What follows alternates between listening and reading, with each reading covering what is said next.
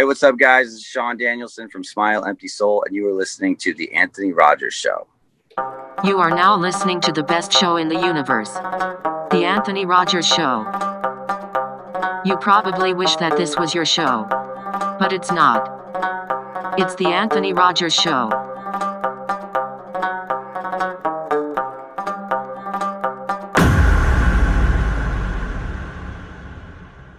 Tell all of your friends to listen to this show. Hey guys, this episode is sponsored by Hemperbox. Hemperbox is a subscription-based, marijuana accessory company.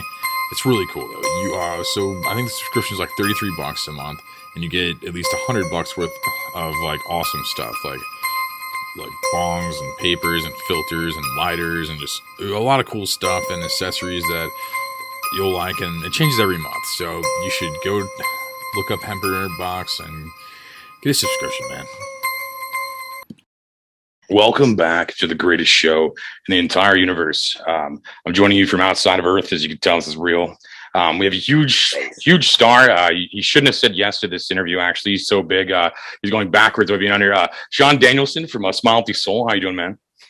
I'm great, man. Thank you for having me. How you doing? Good, man. And we got the singer this time, so we're popping off. Like we got the the main guy. That's crazy, man. I love your band, dude. To be honest with you, I'm gonna start that off with that, positivity and stuff. Like I was in probably high school when your band came out, and I'm old now, but I fucking love that your band, dude. It's awesome. And I was looking up some shit recently, and like you're doing these acoustic things that are just amazing.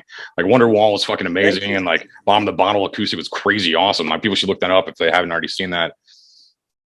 Thank you, man. I appreciate that immensely, and thank you for making me feel super old. I am pretty old though, actually. So me too, man. It makes sense. With someone with a beard like yours tells me that they've been listening since high school. It's definitely a reminder of how aged I am. Yeah, I feel like I'm looking into a mirror right now. it's like, I know. We have the hat, the beard. I'm like, what the fuck? Like that's crazy.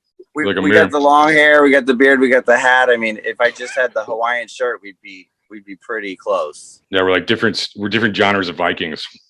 That's right. That's hilarious. Right. This is super. Like you may have answered like questions like this before. But, like, where did you come up with the band name? Like, it's probably a typical last question, but like the answer might be interesting. You know, where'd you come up with the band name? Like, well, actually, when we first started out, we were called something different that was terrible, and we had a song called "Smile Empty Soul," and we came to a point where the terrible name had to go, and we wanted a name that was unique, since it just seems like everything's taken. And this is 20 years ago, but everything was already taken then, it seemed like. So that combination of words, Smile Empty Soul, definitely seemed unique enough that there's no way that the .com is taken on that, and so we went with it. That's hilarious. That's how you start a business. I mean, it's basically the same way, I guess. Yeah. Speaking of bliss, oh, sorry, go, brother. What were you saying? I was just saying it can't be taken, you know. Yeah. Speaking of listening to you guys in high school, someone I went to high school with actually played drums for you. I don't know if they still do, but Victor Reeves, he played drum. Yeah, he was in drumline in my school when I was a kid, I think. Really? Oh, you're a St. Louis guy. That's right. Yeah. Yeah, O'Fallon. We're both from O'Fallon. That's awesome. Yeah, I met him when he was playing with the band Hurt. That's right. And, and we did a couple tours together, and then at one point I needed a drummer, and he came in and did a handful of tours with us, and drummed on the Oblivion record as well. Yeah, I was doing homework, and I was watching YouTube videos, and I didn't even know this till I have to do some homework, otherwise I'll sound like an idiot. So I was watching all the music videos and stuff, and I just seen him playing drums, and I'm like, what the fuck? it was so funny. I'm like, is that Victor Reeves? That's hilarious. I knew he was in Hurt and stuff, and I talked to him around that time when he joined that band. But it's funny that it was just funny seeing him in Smile Empty Soul to me. So I went to high school with that kid. It was just funny to me, one of those small world moments, you know. Dude, it was crazy. And you guys are you're on tour right now, but you're basically. Yep. Yeah, I'm in my RV right now here. It's a beautiful RV bedroom that I got going on. We're somewhere in Minnesota. We have a day off, and then tomorrow we play Sioux Falls, South Dakota, and we're actually close to the end of this run. I think we've got about 4 more shows, and then after this weekend we go home for like a month and a half, and finish mixing the new record and get that uploaded and ready for launch on October 12th, and then we go back out October 22nd for another like about a month. That's awesome. Is touring still fun after doing it for like 20 years or so? Like, is that or more? I don't know how long you've toured, but does it still have that fun to it? I'm just wondering that. Well, the sheen is definitely gone, but there's moments, it's like you learn to appreciate different things about touring, I think, as you get older. I mean, in the beginning, I was literally 21. I just turned 21 when we left for our first tour, and we were playing all, we were on the radio. Our videos were getting spun on television, and we were on sold out tours, and we had a bunch of money, and it was a very different thing. We were just party on tour buses, and now things are just super different. The rock world is way smaller. We're way smaller. We roll with way less people. I have to do a lot more of the work, wear many hats, I stopped partying a long time ago. So it's just a completely different experience now, but there are still things that I love about it, and moments that make it worth it. There are definitely times that I would rather be home with my wife and daughter, with the creature comforts of a house with all the amenities and all that. But there's great moments out here too. Yeah, your job's probably a lot cooler than most people's jobs. I just didn't know if it got maybe any job would get stale after a while. That's what I was wondering, because I just didn't know. It's probably pros and cons, but yeah, no, it's interesting, man, to think about like that. Like even around, and most of the comments in your YouTube videos are just like calling you guys like one of the most underrated bands of all time. It's just like literally like 200 comments in a row, just being like, I don't know how that's underrated if you have 200 people telling you that. But it was kind of ironic seeing that, because it was just like a bunch of comments like, this is the most underrated band ever. What the fuck? Like just like over and over again. It was like kind of a crazy, like you keep people a good vibe, it seems like, and they kind of like just hold on to that, I guess. It's like kind of interesting. Yeah, well, I mean, we've been doing the complete DIY thing for a long time. After getting fucked over by record label after record label after record label and manager after manager after manager, yeah, I just decided I'm gonna be our manager and I'm gonna be our record label, and we're gonna just keep doing our thing that way, and therefore we don't have any financial backing, so when we put out a new record or a new single or a new video, there's not a big money machine behind it promoting it to people.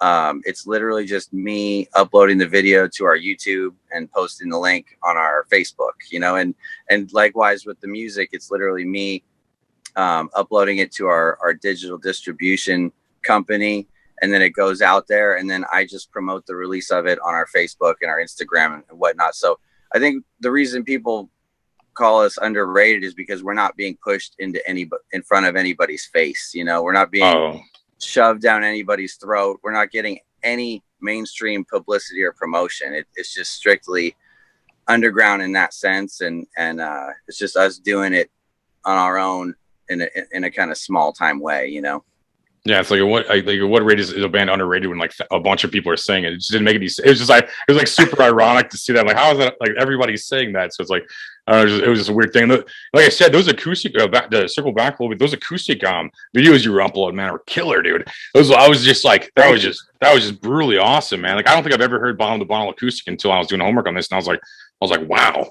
like it was just killer, man. You play the guitar great, the voice is great. It was like just awesome, man. Honestly. I appreciate that, man. Yeah, I put a lot into the acoustic version of Smile Empty Soul over the years, and we've done several tours of just strictly acoustic and released, a few records now of just strictly acoustic. It's just a fun kind of change of pace. It's nice to change it up and just go to that kind of mellow zone for a while sometimes. No, it's great. Yeah, it was weird. It's like I forgot how many good songs you guys had too. Like, I remember like a couple just because like it was like there's so many fucking bands and movies and whatever the fuck. There's just so much entertainment. Oh yeah. Like giving you and I went through them like, oh wow, this like brought me back quite a bit. I was just like, yeah, a lot of good songs, man. You got a good catalog and stuff. That's crazy. You guys touring, and then like that. when you were telling me you're in an RV to truck stop. Like I'm building a bus to live in an RV, so I was just like laughing about how similar the lifestyle is between like a comedian and like a musician. I just don't have to like bring up drums. Basically, is the only difference. Like in a school bus versus RV, I guess. It's like I mean, it's just like a funny. I was like, you're doing the same thing I'm doing basically. Like I'm in an Airbnb right now. It was just funny hearing that. Like I just related to the artist type thing, you know. The road is the road, man. It's you know, I'm sure we share quite a bit of similar lifestyles, you know. Yeah, we look like the same person. That was weird. That was just weird turn on the camera too. Like literally, I was like, I wasn't expecting the giant beard, like in the hair. It was just like hilarious. I was like, what the fuck? It's just weird, man. Like I don't know. At one point you're like a kid. You're so separated from the artist, and then all of a sudden you're an artist, and it's just I don't know. It's a weird vibe. It's like probably you felt when you met like one of your favorite bands or something. It's the same. It's like I don't know how to describe it, man. It's like weird being in the playing field. It's weird, you know. For sure, man. For sure. It's like a crazy vibe. And I still get excited. Like I was like, man, I'm gonna have the dude from Smile Empty Soul on today, bro. You know, it was just like a cool vibe. You know, it's like this podcast thing never gets old. You have like the people, like I said, that should have said no to this show. You know, like on this show, it has this crazy gift. Like your band's huge, man. You guys kill it. Like, and it's like awesome to like that you take the time to do something like this, man. It's like crazy. Dude, I appreciate you. You know, even caring to have me on. Like I said, you know, we are definitely not huge. You know, we had a moment in time that we had that big money machine behind us and really got that big push that has allowed us to do what we do now in the DIY style that we do now. And we're definitely just a hardworking, you know, regular dude kind of band at this point that just chugs along and does our thing. And we appreciate the promotion. You know, like I said, we don't have some label spending a ton of money on promoting our new releases or promoting our tours or whatever. So, you know, when we get the opportunity to do something that will promote our stuff, it's probably smart to accept it, even though, like I was telling you earlier, I turn down most interviews these days, just because, you know, 18 plus years of doing them. And it seems like the quality of interviews has gone down over the years. Are you saying my green screen doesn't look good? I'm not talking about that quality. I'm talking about the quality of the banter, you know, the quality. Oh, got you. Yeah. You know, sometimes the quality of that type of stuff can wane. The green screen is great, dude. I'm feels like we're just in a space pod floating through as we're talking right now. And that's good. I like that. You look like you're in like you look like you're in like a fancy cupboard, like with all the wood. It looks like you're coming out of like what they need in the cupboard or something. That's crazy. Yeah. But like I said, I saw you hit me up talking about doing the interview, and I saw the beard, and I was like, well, you know, the bearded ones have to stick together. So yeah, I felt like one of those like cheesy movies when like the same person sees the same person, the same timeline. It was like you think like look like it was weird seeing the beard. I was like, what the fuck? I was like, I'm like, is that me in the future or like what our past or what the fuck? You know, it was just it was a weird vibe. We're actually just contacting you. He's like, your extended vehicle warranty was expired, so we're just perfect. I'm gonna need to up that. Yeah. Yeah, we want to sell you a warranty package. That's why we actually. That's great. That'd be hilarious if that was real. If I was just selling car warranties, like telling celebrities, like just be like, well, I don't know, I gotta monetize that eventually. It seems like a promising idea. Yeah, once you get them locked into the interview, that's when you pop the warranty, extended warranty question on them. That'd be good. We're getting ruthless these days. People stop answering their phones. We're gonna get it locked. You gotta get creative with your sales pitches. What was this is kind of a cheesy question, I know, but the answer I think a lot of people may like. What is like one of these like scenarios where you're just like, wow, I'm a fucking rock star. Instead of like I'm like I imagine there's like as an artist, there's like I gotta work at it, then wow, I'm a fucking the work paid off. Was there like a meeting somebody moment, a crowd moment, like a fucking show? I mean, what kind of like thing was just like, wow, I'm actually a fucking rock star? Like, well, I mean, we had a lot of those moments like back in the day when I was, you know, like I was telling you, we had the big label machine behind us. And I mean, you know, playing shows with bands that we grew up listening to and looking up to, like, you know, Deftones, A Perfect Circle, Alice in Chains, you know, hearing yourself on the radio, seeing your video on MTV, those kinds of things, were pretty crazy. But, you know, getting a gold record was pretty intense. It's awesome.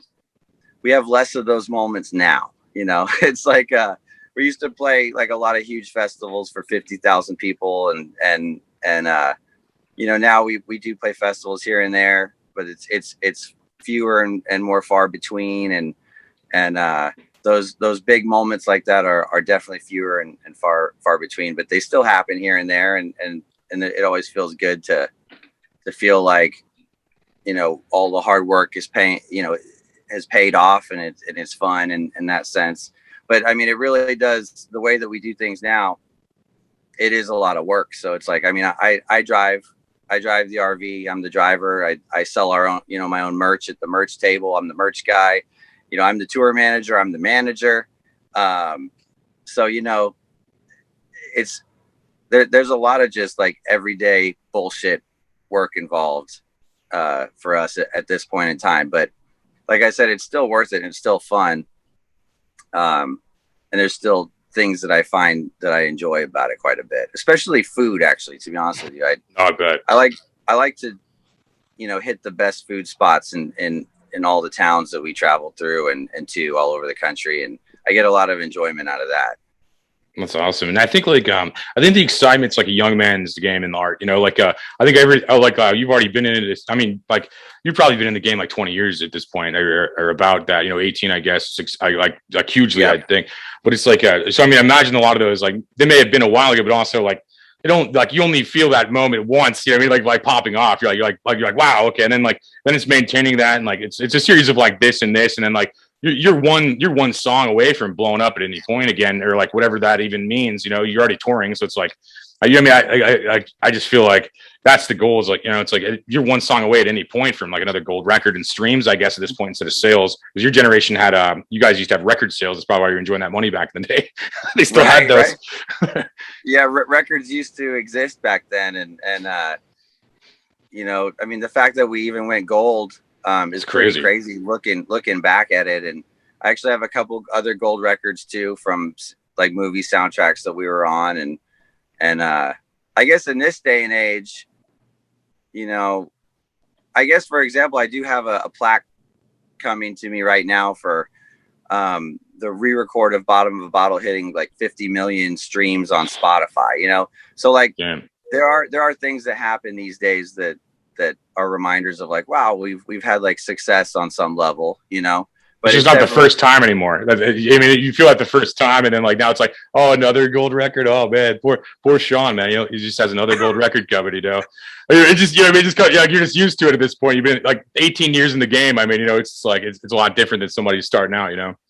Yeah, you do get a little more used to, you know, things happening like that. That, you know, it's not as shocking or crazy awesome as the first time, but it's still pretty exciting to even just get a stupid little plaque that says 50 million streams for a tune. You know, it's still cool, and it's still a reminder that, you know, all the hard work you've put in over all the years has paid off and been successful on some level, you know. No, for sure. I could relate to that vaguely, like in like a comedic sense, where like the first time you get like verified on something, you're like, well, I told you, Mom, I told you I'm going to do something with it. You know, you get the check mark, and then I ruin it by making fun of people too hard. Like I can't even use Twitter anymore, because I just like fucking like just being verified would just be the best in advertising to like fuck with people and stuff, and like they just like took that away from me, and like I had it for like 4 months before they took it away from me. They removed it? Yeah, I'm suspended. I can't even use Twitter anymore. Like anytime I make an account, like I think my devices are attached. I don't know the exact specifics, but I'm just saying like that was worth it though. Just like fucking around. You get the whole story. It's like you were verified on Twitter, but like for 4 months, you know. it's just fucking cooler, man. I don't know. I don't know. I think it's funny to me. That's like my style too. But like again, if that happened again, that's what I'm saying. The same thing. If you going going gold a couple times, you're like, oh, I already did that. You know, it's like I was already verified about something, or Facebook, a couple things. You know, YouTube still, I guess. But you're just like, oh, okay, I already did that. You know what I mean? But like, it's like the first time though, you're just like, you go from being like a random loser to like, wow, I fucking did. You know, it's like it's like the build up. You're just a nobody building up. You know, I imagine the same in music. Like you're just like, oh, I'm telling all my friends I'm doing this shit, and then like it takes till you're like 21 in your case. You know, like you're like, oh, I'm telling all these fucking people I'm gonna be a rock star and shit, and then it pays off. You're like, okay, well, fuck, you know, like. Other people are believing my bullshit, you know. Like, I've fooled enough people that now I'm here, you know. So yeah, you're right. The first record deal was real exciting, you know. By the seventh record deal, you're just like, I can't wait till they fuck us over again and we find out about it, you know. Yeah, it left you bitter more so. But yeah, you're calling your principal. You're like, I fucking told you I'm awesome. You're calling like your English teacher from like 8th grade. You're like, fuck you, you know. Like at the beginning, you know, and then you're just like, now it's just like, oh, it's another day at work or whatever the fuck, you know. It's true. Yeah. At first, you're like, I fucking did it. Everyone that said I couldn't do it, you know. Yeah, you're calling them all Check up. it out. You're calling family members. You're like, I told you I'd be rich, you'd be poor, motherfucker. You know. And you get humble. You seem like way more humble. You know, it's like, I guess like. Oh, you just seem like, you know, you're like, for somebody that has a gold record, you seem really humble. Because I don't think we should do like a reality show where we take you to like an office. You have to work there for 40 hours, like for like a week or two. And then you like realize how fucking awesome your job is. That would be pretty tough, man. I couldn't even show them that shit. I've been my own boss for 20 years now, and I don't think I could ever work under some ass clown's thumb, you know, in an office building. I'd quit within a day. Yeah, I don't think hard. I could handle it. Yeah, it's like, but I do the show though. You just leave. The show only lasts 5 minutes. Like, hey, can you grab me a coffee? And it's just you leaving. Like instead, like, fuck this. It'd be like 5 minutes in. Like, it's like it's just like listening to like it's people that did dumb shit the longest telling you to do dumb shit. That's, you know, it's crazy. The jobs that don't even have to be done half the time. You know, it's just like this. Do most jobs even have to be done? You know, it's like fucking weird. That's true. What are some like futuristic goals you have like going? Like what keeps you guys like what are you have an album coming out in October, I guess? Like what else you got going on? Like yeah, well, we got a new album called Black Pilled coming out in October. Awesome. A new single off of that called Bitterness and Bleach is going to come out the same day with a music video, and then we hit the road in support of that October 22nd. We're doing a tour through the southern US for about a month. And then we wrap it up for the year, but then we've got a tour booked for February, and then we've got a tour booked in April, and our summer tour of next year's being booked currently. So we stay on the road. That's really, you have to. I mean, that's your bread and butter. Yeah. Yeah. I mean, we stay out here on the road, and we release a lot of new music, you know, over the course of the year at home, from Corona. We released like 4 new EPs, you know, in a year. And, yeah, you're releasing a lot of stuff, music videos too, I'm saying. Yeah. We just try to stay busy in whatever area we can stay busy at, depending on the time. And you know, as far as future goals, I just want to continue to be able to pay my mortgage. Really, that's my main goal, number one, you know. But just to keep doing this and really doing things my way, you know, exactly how I see fit and in my time frame and the way that I want to do it is really fulfilling. And as an artist first, it's just the best way you could go about it. And so I enjoy it quite a bit. I enjoy recording and releasing music. I enjoy touring, and I paint a lot too, and I enjoy doing that. And I just want to just keep trucking. Really, that's my future goal. That's badass, dude. And I was reading something like positive also, like you've been with your wife for a while. I thought that was good in entertainment. Like a lot of entertainers like to just be pieces of shit. I think, you know, I for lack of better saying it, but like I think it was cool to see that you were in a relationship for a long time. Then like it looked like 10 or 11 years before you were married, and then you got married. You guys been together forever. It looked like from my loose research. Like, so yeah, I've been with my wife for 16 years. That's awesome. We didn't get married until 2016. We'd been together for 11 years already. 11, cool, yeah. And then we had our daughter, Nora, in 2017. And so, you know, when I get home, I'm definitely doing the family thing. Yeah, I think that's got to be hard, like being away, but then you also have more free time when you're back though too. So it's like the weird balance, I imagine. Like, he's like, you know what I mean? Like whenever you're home, you're probably home more so than a person that works 40, 60 hours a week, whatever the fuck people are doing. You know, like, yeah, no, that it's true. When I am home, I'm home. You know, I'm not getting up and going to work at 8 in the morning and then getting home at 5 right before the kids got to go to bed anyway. We wake up and we're like, what do we want to do? And, you know, we get to go to the aquarium or go to the zoo or just bounce around town and buy her some toys. You know, it's cool to spend quality time with the kid like that. in that way. But then it is nice too to get a little break, to get on the road here and there as well. So it's kind of a nice balance of back and forth that keeps me sane, in a way.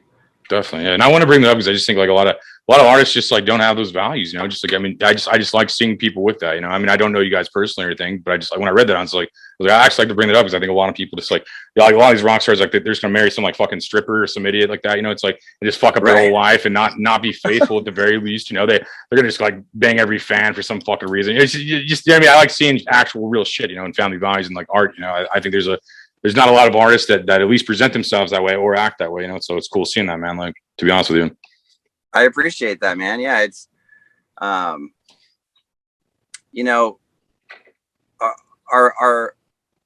moral state as a society is pretty degenerated at this point. So yeah, definitely. I can definitely appreciate the old school family values and the old school values in general that used to exist in our country. I think that one of the reasons we're falling apart as a country is that those values have just been devalued. No, definitely. I definitely think there's no strong there's very low amount of strong families and strong father figures and stuff. And it's like it's almost punk rock to talk about that now. Like you mean like in the 90s it was like oh fuck my parents, but like now it's like we're back to like, okay, why are these, okay, well, unfuck our parents, let's figure this out. Like it's just like how do we figure this out? We made a mistake, we've gone too far, we gotta it's like we gotta figure out how to like lead, how to be good leaders and stuff, and like good. I mean, and everyone's a leader, everyone could be a leader or whatever. It's like, it's just I just like seeing that. I definitely think it has a lot to do with the current state. I mean, I'm not gonna get too much into what I think's going on, but try to keep listeners on the music, Yeah, you could get real deep on the state of the world these days if you wanted to, but then you just immediately divide your fan base right in half and cause a lot of internet drama. So yeah, I'm like I had 65 vaccines. I love Joe Biden. Hail Joe Biden. I already said his sentence one time. He's like, he completed it. It was great. We're proud of our boy. We're proud of her. It's like, it's just crazy world, man. I think artists like you kind of like take people out of their shitty situations, and I think like especially like lyrics and stuff you've written in the past, and well, I guess every moment from now to the past. You know what I'm saying? Like I think you like kind of took people out of their bullshit situations. A lot of times, I see that in a lot of comments. Like when I was reading that, like it's good to a lot of people are like kind of working their way to a good life, and they're stuck in a shitty situation. And like when they hear like people with confidence say it, I mean with a guitar or something, especially, I think people can kind of relate to that, and that changes people. I mean, I think like that. That was like, I mean, it's like whenever I was like going, like if I was going through a bad time, I was turning through like Norm Macdonald jokes because like he just like has this like light and funny humor, and I'm just like I'll always remember that, And I think like music's been like that way for a lot of people too. That was just like my rough like relation lately, to artists. Yeah, no, I mean, like you said, music, comedy. I mean, these are things that people can turn to when they need something, and I do get that comment quite a bit that the lyrical content of our songs have helped somebody through this time period in that life or that time period in their life. And it's always nice to hear that because it definitely feels like it feels good to know that maybe something that I did like actually helped somebody else. That's a great feeling, and it's definitely one of the things that's kept me doing this for a long time is hearing that enough times. It's a motivator, to keep doing what I do. Yeah, it's like I know this is going backwards, and you're like, I got a new fucking album. Stop talking about shit 20 years ago. But that's how dude, I'm not here to just pump the new album and whatever. I'm the new album will do what it'll do. I'm not worried about that. Well, I made a false assumption. I apologize. But I was just saying, like, I feel like, but I feel like Bomb the Bomb was good in that, like, that youth, like, kind of rebellion kind of way. And then Silhouettes, like, kind of defined a fucking generation, to be honest with you, man. And like, when you're just like, I didn't want to grow up like. This episode is sponsored by Dr. Hemp. Go to Dr. Hemp Supply. It's hempsupply.com. You get some palm pre-rolls. This is CBD and CBG. You have mint flavors, banana flavors, berry flavors, watermelon, pine. Just try them all. Go to drhempsupply.com. Use promo code BESTSHOW. This episode is brought to you by Cream City Vapes.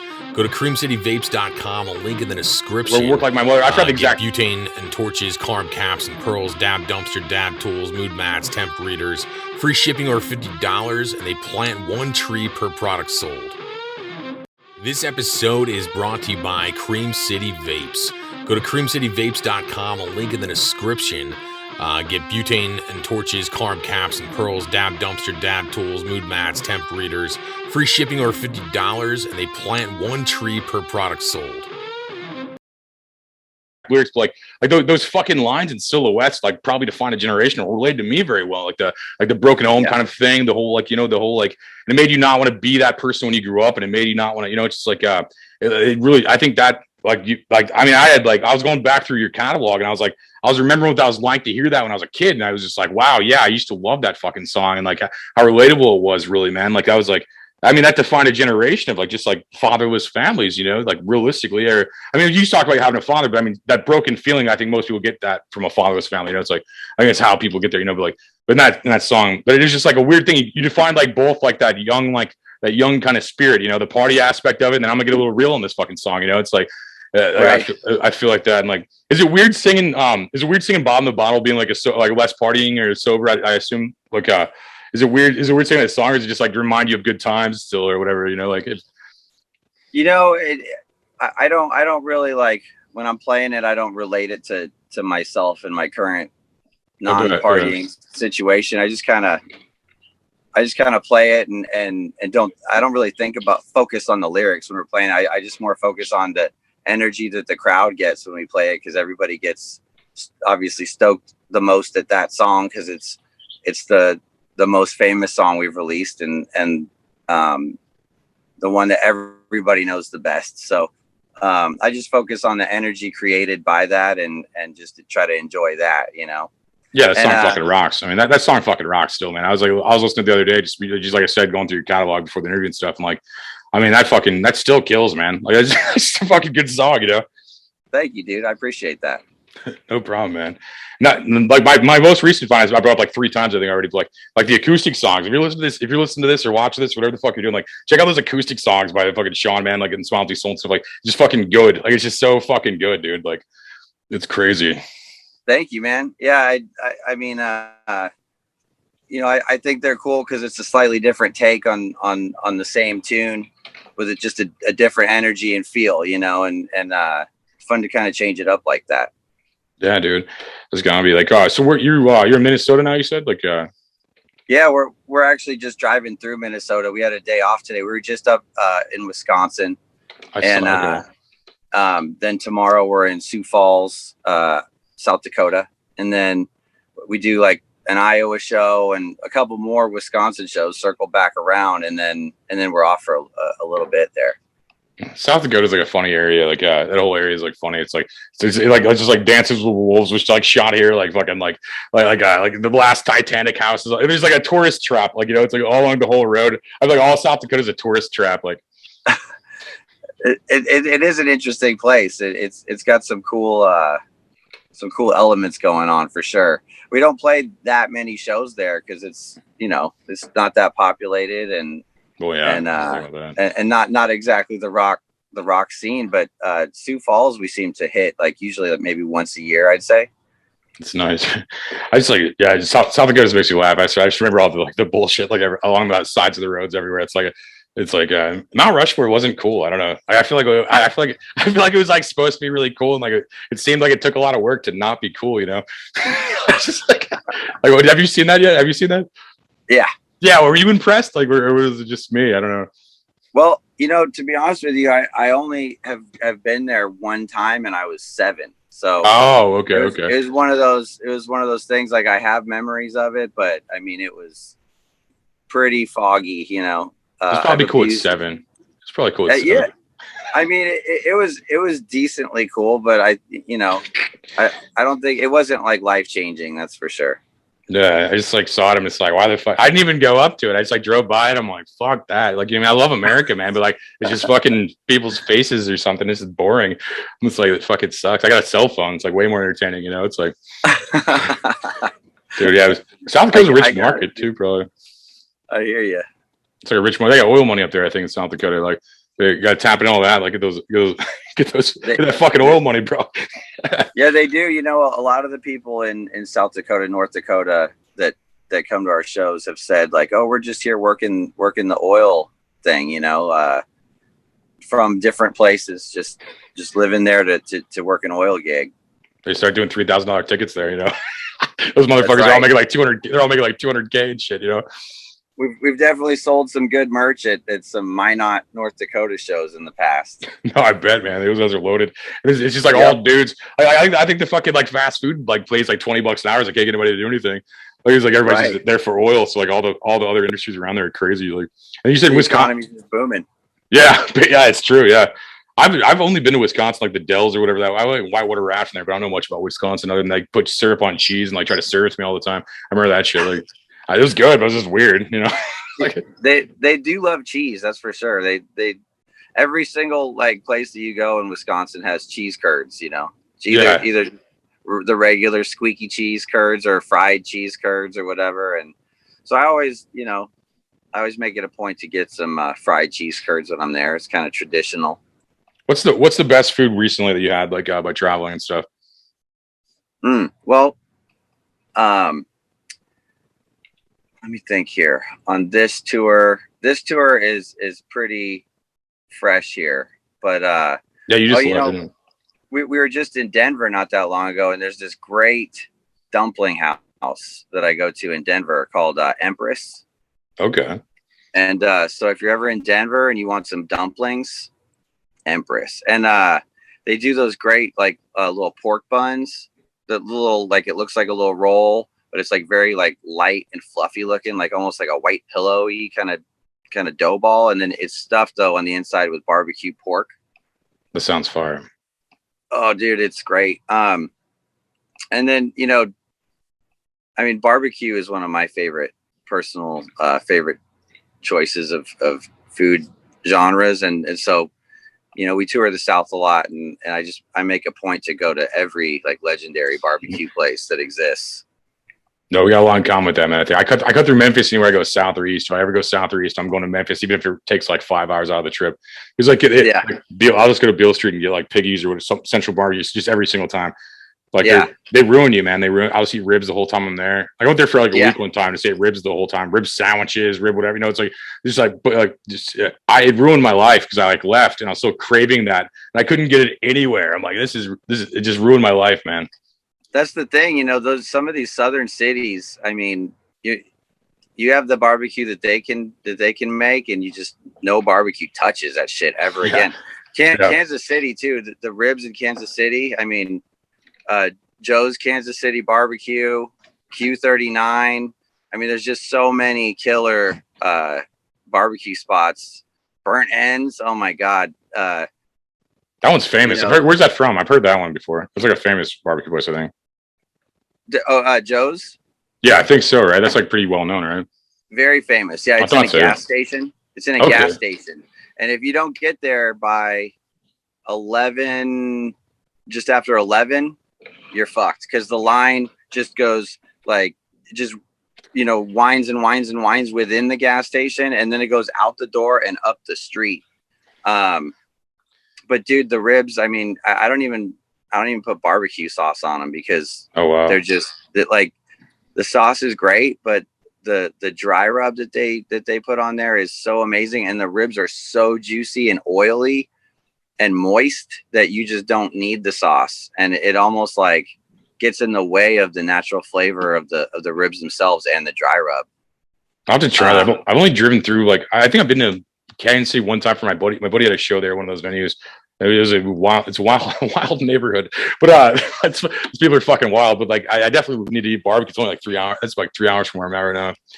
Like, you aren't far. You should definitely stop if you're ever in the area. And the thing about Joe's though that I recently discovered, because I used to make a habit of going there I still do. I go there every time we go through Kansas City, but I used to always go to the one in downtown at the gas station. It's the original.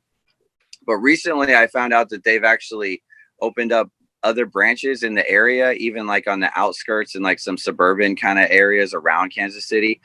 and I went to one of them, and I think it was Overland Park, and it was just as good. It was like the same, and it's way less hassle, not in downtown, a lot of parking. I've been to Overland Park, And, so I know that pretty well. Yeah, and so I definitely recommend that. It's just such good. The ribs are just unbeatable. No, you may have sold me on that, honestly. I'm going to leave right now and go. You may have sold me, honestly. I don't know too much about Kansas City. I live in St. Louis a lot, but like in the suburbs around there. But like, and when you said the gas station thing, like, if people are going to a gas station to eat food, it's got to be fucking awesome, especially if there's a line. And that's how it was with this Mexican restaurant. Like my parents or my mom's town, like she was in like the suburbs, like there's like this Mexican restaurant, it's an old gas station. It's like the best Mexican food I've ever had in my fucking life. It's just because, and like, really, like, if the location sucks, the food's probably awesome almost. That's how I almost feel a lot of times. Like, yep, no, it's true. I've eaten at a lot of great places that are just in a shack or a gas station or just a weird place that you're just like, you pull up and you're like, this, I don't know about this, but then the food just blows you away, Yeah, it sounds like all those places in the ghetto, but they have like those like stands in like the ghetto areas. Like I'm just like, fucking, I want that right now. Like, give me that. Like, give me whatever the fuck what are you making? Yeah, I'll take like 3 of whatever the fuck. It's like immediately like. It's true. So some of the best tacos I've ever had in my life have been like little shit stands or trucks and ghettos and it sounds like California to me. Yeah, it sounds like California immediately. Yeah. Yeah. Well, I'm from California originally, so I've definitely eaten a lot of great Mexican food there, and but like you said, it's pretty typically true that some shitty little taco truck on the side of the road in a dangerous neighborhood is going to be awesome.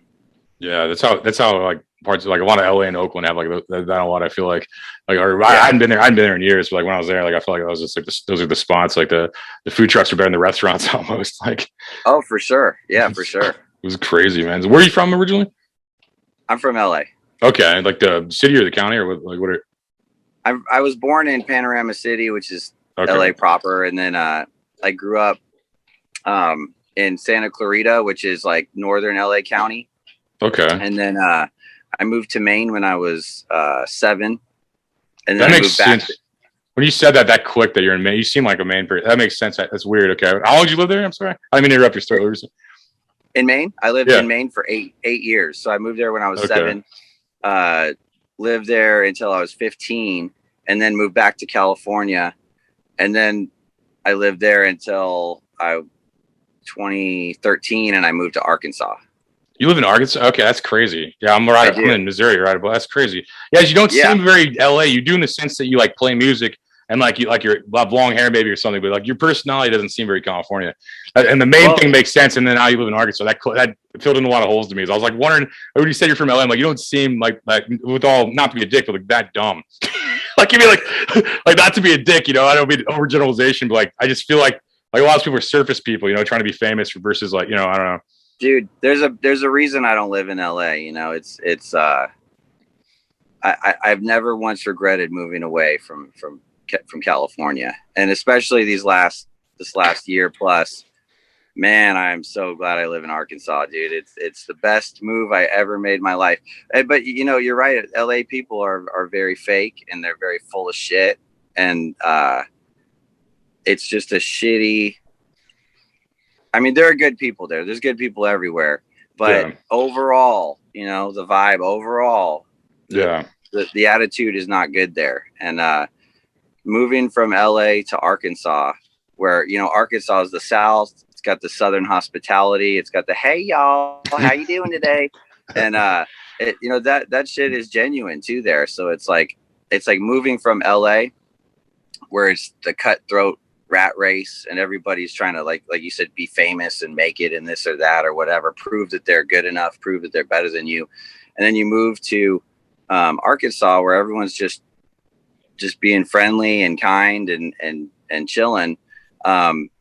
It's just such a good feeling it's just you feel that oppression of LA just lift up off your shoulders, and you just it feels so good. No, I definitely relate to that. I feel like television made me try to. I lived in California very, very, very briefly. Yeah. Like TV made me move there almost, you know. And then I love Missouri so much more, man. Like the whole time, everybody's like, you're grounded in your room or some shit. Like Dr. Fauci's like, you're grounded in your room, motherfucker. I'm going to like buffets and shit. They didn't give a fuck out of here, man. They don't give a fuck out of here. And I love America, and I love the Midwest and the South. Yeah. You know, it's dude, just Missouri and Arkansas have a lot in common. I spent a ton of time in Missouri, and I like Missouri a lot too. You know, it's the woods, and it's a lot of, you know, more real people, and freedom is still a thing. You know, that's quite important to me. I mean, it's hilarious. I enjoy freedom, you know, so you know, I get it. No, same, man. Yeah, it's crazy. And Missouri has the best of I feel like Little Rock has one tower, so I don't know if that counts as a city, but like that's I was there, like it's like one tower. Like, how do you have one tower? It was just it was always weird to me, right? Like seeing that, but I feel like in St.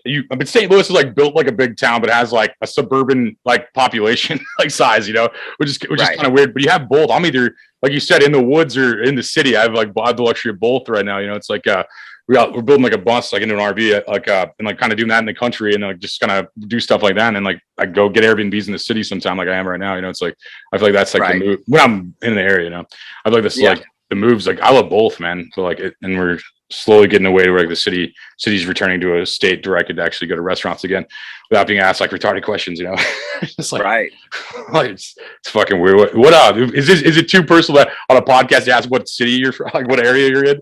Like, is that okay. When I first moved to Arkansas, I moved to actually the Little Rock area, but I was 30 minutes out. I was in a smaller town called Conway. I know that's crazy. I know the area very well. It's crazy. You do? Yeah. Yeah, it's a cool little town about 30 minutes outside of Little Rock, and it was cool because we could, you know, easily pop into Little Rock for groceries or restaurants or whatever, but then we were still in this pretty relatively small town still. But then in 2019 we moved up to Northwest Arkansas, up by Fayetteville. Okay, yeah, no, that's fine. Which is actually, we're only about 30 minutes from the Missouri border. Right, you're up north. Yeah, that's crazy. Yes, I mean it's about 40 minutes to Joplin. You're in the Ozarks then. You're based in the Ozark Mountains, right? Like basically. Pretty much. I mean, I'm not in the mountains, but where we are is technically, you know, I don't know if it's the base of the Ozarks or whatever, but our elevation is definitely higher, even though it's not crazy mountainous yet. But if you just drive a little ways, you're going to be in them. Yeah, that's where I am a lot of times. Like Steelville, Missouri is like the other end of those mountains. I mean, basically, I'm like still southern Missouri-ish, you know. But that's crazy. I didn't expect you to live in Arkansas. That's crazy to me. That's probably why we look the same. Like we're both in the Midwest. It makes a lot of. That's funny though, and I know. Yeah, like Little Rock's. You got like hillbilly gangsters up there. Like those motherfuckers will rob you in 10 seconds. Like you gotta watch your back in Arkansas. You got a bunch of fucking literally like hillbilly gangsters. It's fucking weird. There's some rough, you know, areas in Little Rock for sure, but you know, where I live, there's really nothing rough about it. It's pretty calm. For sure, yeah. The city's crazier nice. For sure. Yeah, always. I think my buddies were in a reggae band. I think they almost got fucking robbed up there. All their stuff. I just hear all these stories. I'm like, and I travel a little bit with them and stuff. I wasn't there that time, but I just remember like hearing like my brother, my biological brother, he's from Arkansas. That's how I know Conway and all those areas. He's actually from down there. And he'd come up with his friends. They all just sound like hillbilly gangsters. It was like, this shit made me laugh so hard, dude. I'm just like, it was just funny. It's like Florida hillbillies are kind of weird too, you know. Like they have like, it's just like there's a different kind of hillbilly in each city almost, like, you know, or each state, you know. Oh yeah, there's many different kinds. It was just funny. I'll end up talking to you for 9 more hours. We don't get this needs to be promo, I guess. Huh? So throw out some links and shit before I talk your fucking ear off, man. Where should people find your stuff, or what do you want? You know, people like, I'd suggest YouTube, like awesome videos, but what do you think, man?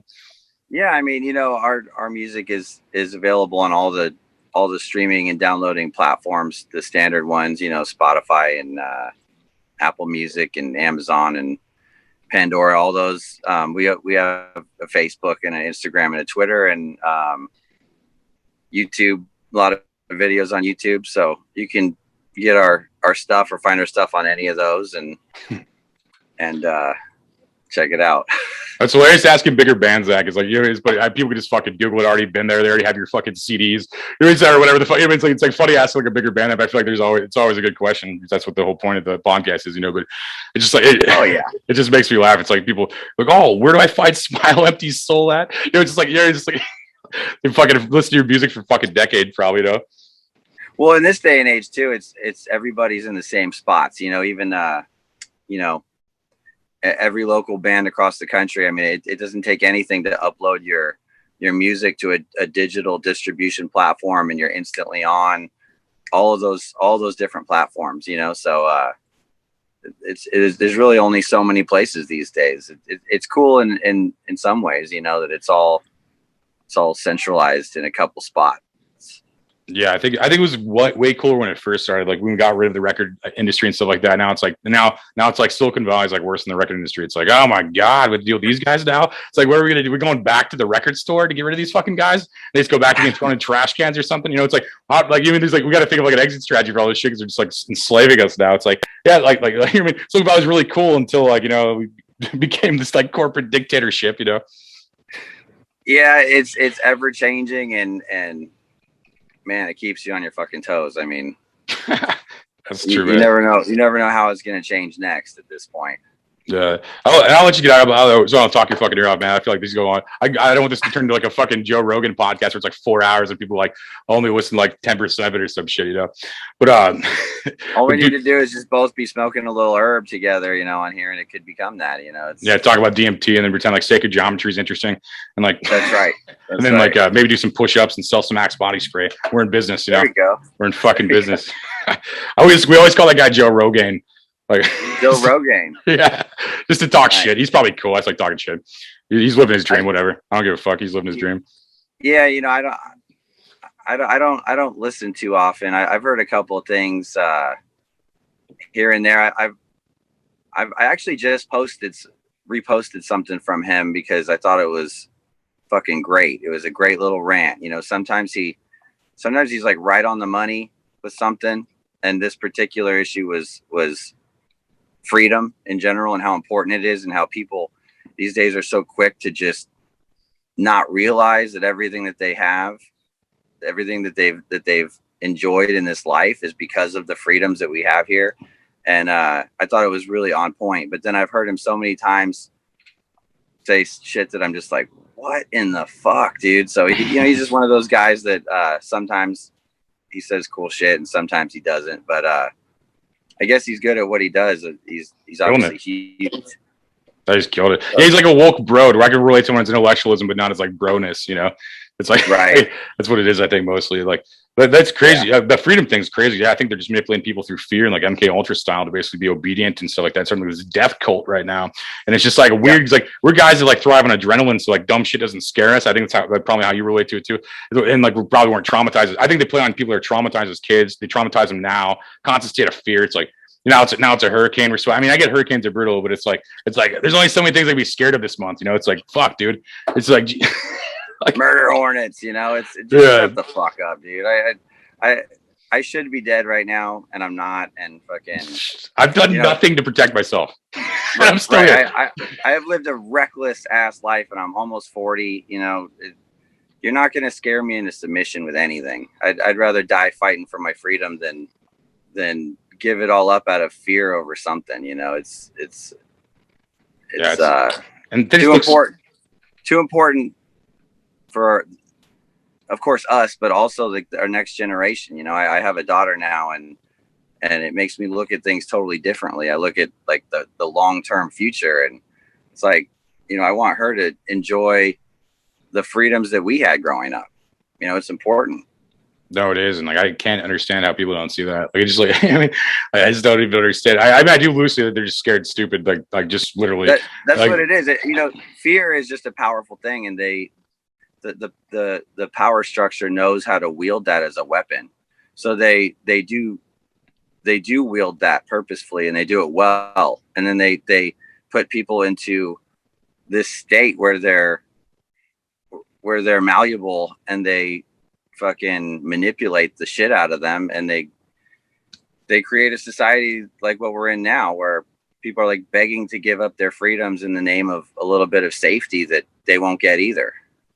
Yeah, no, I go back and forth on technology because like technology allows me to talk to the singer of Smile Empty Soul for no fucking reason, but it also like oppresses me and monitors me constantly and does all. I mean, has cameras on, a GPS on, a microphone on. Like like we have 15 different organizations listening to us talk about this right now. Okay, like I mean, we got China, we got the FBI, we got the NSA, we got fucking all these different fucking organizations. Like maybe then we got like our cell phone providers or fucking internet providers or fucking apps we download. Listen to it. It was like we had so much. I mean, that's the downside of it, but the pro side of it's fucking. I mean, if this was used properly, this would be fucking great. But like, it's about to that point where we just get rid of this shit and throw them back in trash cans. You know, it's like they only seem strong as they run the media. I mean, they're fucking weak, man. You know, like evil is weak as fuck. It's the weakest force on the planet, man. Like truth and love and whatever is so much stronger. You know, it's just like they have to lie. You know, like good doesn't have to lie. Good just exists. You know. That's true. That's true. I agree with you 100% on technology. It's this double-edged sword, man. There's so many amazing things that it provides, but it's really fucking scary at the same time. Where it's going to end up going could be the potential downfall of everything at the end of the day. We'll just have to see, I guess. Yeah, I'll just see if people realize what's going on, can utilize it properly. It's just like a tool. I mean, a hammer could be like could build you a house, or it could fucking murder a family. You know, it's like it's how you fucking use it. You know, that's all it ever is. Absolutely. It's crazy, but yeah, no, I feel like this turned into a Joe Rogan episode. We gotta fucking like get the fuck off here, otherwise we'll be on here for 4 hours, people. But dude, thank you, man, so much. I'm a big fan of the fucking band and everything, man. I look forward to the new album coming out. And I've said this like 5 times. Anyone listening should look up those acoustic songs. They fucking kill. Like they're fucking awesome, man. Thank you, man. I appreciate you. I appreciate the kind words, and I appreciate you having me on, dude. It's been fun.